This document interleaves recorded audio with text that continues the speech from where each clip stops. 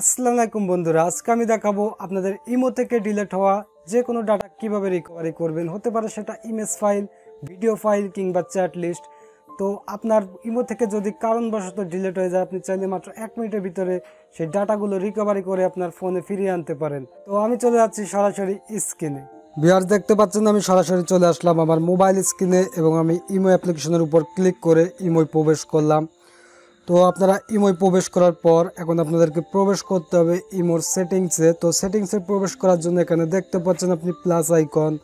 তো ওই প্লাস আইকনে ক্লিক করে আপনি সেটিংসে প্রবেশ করতে পারেন। তাছাড়া আপনি আপনার ইমো অ্যাকাউন্টে যে প্রোফাইল পিকচার দেখতে পাচ্ছেন এখানে ক্লিক করেও আপনি সেটিংসে প্রবেশ করতে পারেন।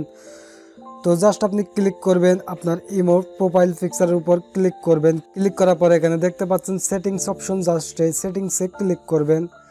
সেটিংসে ক্লিক করার পরে আপনাদের সামনে এরকম অপশন আসবে। তো এখানে দেখতে পাচ্ছেন অ্যাকাউন্টস অ্যান্ড সিকিউরিটি, জাস্ট এখানে ক্লিক করবেন। অ্যাকাউন্ট অ্যান্ড সিকিউরিটিতে ক্লিক করার পরে আপনাদের সামনে এরকম চলে আসবে। তো এখানে আপনি দেখতে পাচ্ছেন রিকোয়েস্ট অ্যাকাউন্ট ইনফো, জাস্ট এই অপশনে ক্লিক করবেন।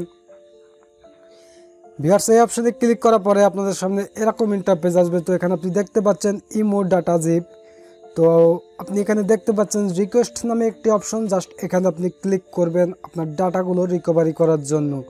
তো আমি জাস্ট এই রিকোয়েস্টের উপর ক্লিক করলাম।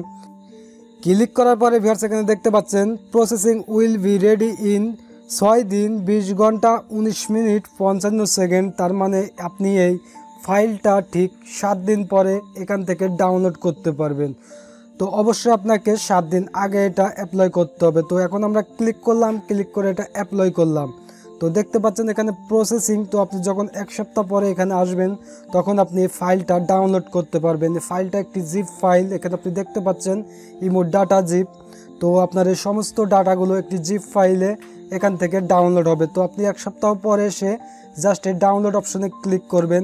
ক্লিক করলে আপনার ডাটাগুলো ডাউনলোড হয়ে যাবে জিপ ফাইলে। সেখান থেকে আপনি জিপ ফাইলটা ওপেন করে আপনার সমস্ত ডাটাগুলো, আপনি পূর্বে যে ডাটাগুলো আপনার ডিলিট হয়ে গেছে, ইমেজ বলেন, ভিডিও বলেন, বা আপনি যত চ্যাট লিস্ট আছে সমস্ত চ্যাট লিস্টগুলো আপনি জিপ ফাইলে দেখতে পারবেন।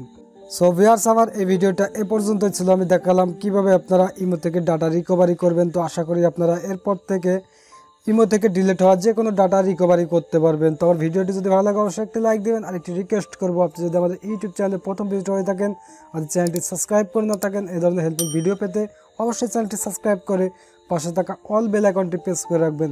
সো সবাই ভালো থাকবেন, সুস্থ থাকবেন। দেখা হচ্ছে পরবর্তী কোনো ভিডিওতে ইনশাআল্লাহ।